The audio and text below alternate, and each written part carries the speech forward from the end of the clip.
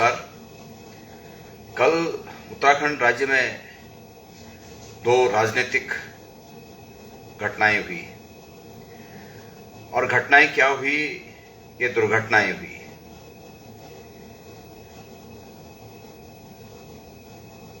एक घटनाक्रम इस प्रकार का है कि ऋषिकेश में एक पार्टी के विजय जुलूस में जिस प्रकार से खुलेआम पहाड़ी समाज को टारगेट करके अपशब्द कहे गए, ये सभी लोगों ने देखा। और दूसरे घटनाक्रम में दो माननीय हरिद्वार में किस तरह आपस में भिड़ते हुए दिखे, सारी सीमाएं नांग दी गई, ये भी सबने देखा। ये दोनों घटनाएं उत्तराखंड जैसे शांत राज्य में ये बिल्कुल भी स्वीकार्य नहीं है। ये बिल्कुल भी किसी भी हाल में इन घटनाओं को जो लोग साथ देते हैं या इन घटनाओं के पीछे होते हैं, उनकी भावना बिल्कुल भी स्वीकार्य नहीं है और इसका जितना भी प्रतिरोध किया जाए वो कम है। मैं इस मौके पर पहले ऋषिकेश की बात करें। ऋषिकेश में ठीक है, चुनाव सभी जगह निकायों में चुनाव हुए, रिजल्ट आए और जो जनता का मत होता है वो निश्चित रूप में उसको स्वीकार करना पड़ता है। ये अलग बात है कि निश्चित रूप में मेरा अभी भी ये मानना है कि सत्ताधारी दल ने ऋषिकेश में और अन्य जगहों पर भी जिस प्रकार से चुनाव को हथियाने का प्रयास किया और बहुत जगह हथियाने में सफल रहे, ये भारतीय जनता पार्टी के चरित्र में आ चुका है। अब बहुत से लोग इस भावना से आहत हैं कि वहां पर लोगों की भावना के अनुसार जिस व्यक्ति को वो जीता हुआ देखना चाहते थे वो व्यक्ति नहीं जीत पाए। लेकिन मैं उन लोगों से विनम्रता पूर्वक एक बात कहना चाहता हूं कि जब तक सब लोग किसी एक झंडे के नीचे इकट्ठा नहीं होंगे तब तक भारतीय जनता पार्टी के इस दुस्साहस को हरा पाना संभव नहीं है। और इसके लिए सबको निश्चित रूप में सब जो भी इस मकसद से जो लोग ये मानते हैं कि इस मकसद को हल किया जाए, इस मकसद को प्राप्त किया जाए, उन सबको एक साथ आना होगा। गीतों में तो जरूर हम बोलते हैं कि एकजुट एकमुठ हो जावा, लेकिन वास्तविक रूप में अगर वहां पर हार हुई है, अपेक्षित परिणाम नहीं मिले हैं, तो उस अपेक्षित परिणाम को न मिलने के पीछे कहीं ना कहीं हमारा बिखराव है।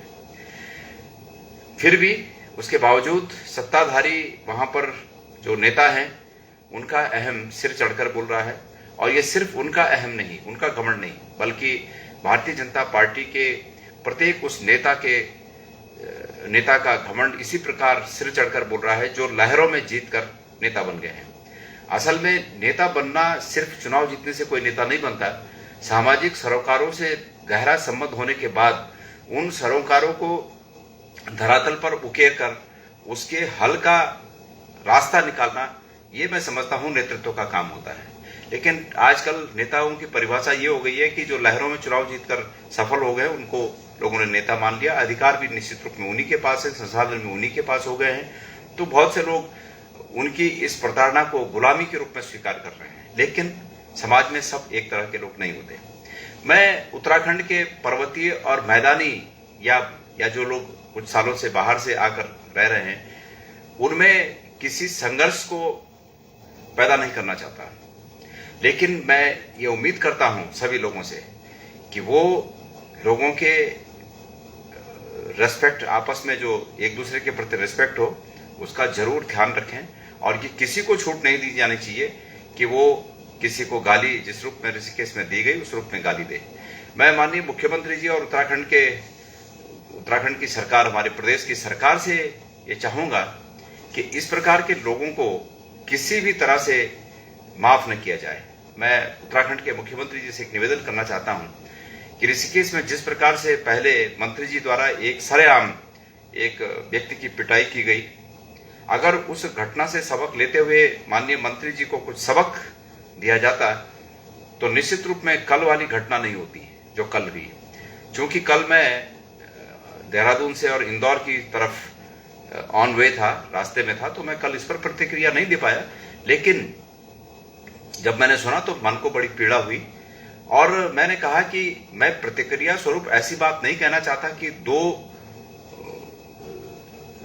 दो समाजों में कोई संघर्ष की स्थिति पैदा हो, लेकिन कहीं से भी अगर चिंगारी जलेगी, चिंगारी भड़केगी तो इसको भयंकर दावा, मतलब इसको भयंकर अग्निकांड में बदलने में समय नहीं लगेगा। इसलिए समय रहते हुए माननीय मुख्यमंत्री जी, मैं आपसे निवेदन करता हूं कि ऐसे लोगों को निश्चित रूप में इस प्रकार से दंडित किया जाए कि किसी को आगे इस प्रकार के दुस्साहस करने का मौका न मिले। बतेरे मुझे कुमाऊं क्षेत्र से भी फोन आए और हमारे उन भाइयों को भी इस बात में बहुत पीड़ा है कि भाई किसी एक तरफ के लोगों को अगर गाली दी गई तो इसका अर्थ यह है कि पूरे पहाड़ी समाज को गाली दी गई। मैं उनकी इस चिंता से निश्चित रूप में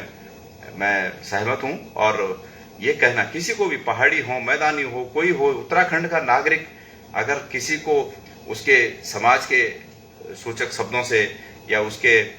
जाति सूचक शब्दों से या उनके पहचान के शब्दों से उनको गाली दी जाए तो ये बिल्कुल स्वीकार्य नहीं होगा। और मैं मुख्यमंत्री जी से और शासन से, प्रशासन से ये उम्मीद करता हूं कि इस मामले में इस प्रकार से दोषियों को दंडित किया जाना चाहिए कि ताकि भविष्य में इस प्रकार की घटनाओं की पुनरावृत्ति न हो। अब हम दूसरी घटना पर आते हैं। आज पूरा देश, मैं तो कल से देख रहा हूं कि पूरा देश इस रूप में दिलचस्पी ले रहा है हरिद्वार खानपुर की घटना पर कि जैसे कि फिल्मों में कोई सीन चलता है, जैसे फिल्मों का सीन होता है और उस फिल्मों के सीन को पहले की फिल्मों में होता था, पर वही सीन यहाँ पर वास्तविक रूप में दो माननीयों के बीच दोहराया गया। एक पूर्व विधायक है, एक वर्तमान विधायक है। और मैं आप सब लोगों को इस बात को अवगत कराना चाहता हूं कि ये जो दोनों माननीय हैं, समय समय पर, चूंकि ये भारतीय जनता पार्टी और शासन में उत्तराखंड सरकार के राजनीतिक रिश्तेदार हैं, तो समय समय पर शासन में बैठे हुए लोग इनका उपयोग अपने हित में समय समय पर करते रहते हैं। आप सब जानते हैं कि एक व्यक्ति का उपयोग पहले भारतीय जनता पार्टी ने कांग्रेस की सरकार को तोड़ने के लिए किया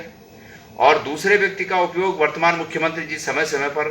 अपने राजनीतिक विरोधियों को, चाहे वो पार्टी के अंदर हों या पार्टी के बाहर हों, उनको ठिकाने लगाने के लिए, उनको जवाब देने के लिए या उनके और मुख्यमंत्री के बीच ढाल के रूप में प्रयोग करते रहते हैं। तो ऐसे में ये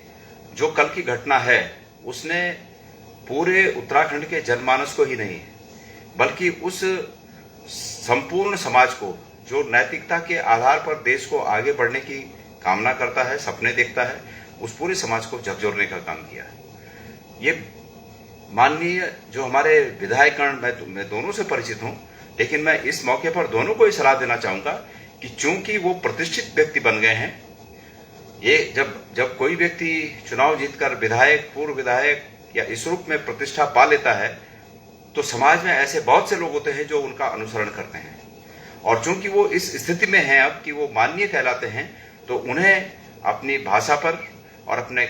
जो वो काम कर रहे हैं, जिस प्रकार से जो भी आप लोगों ने, हम सब ने देखा जो उन्होंने किया, इस पर, इन सब चीजों पर उन्हें कंट्रोल करना चाहिए। मैं उम्मीद करता हूं कि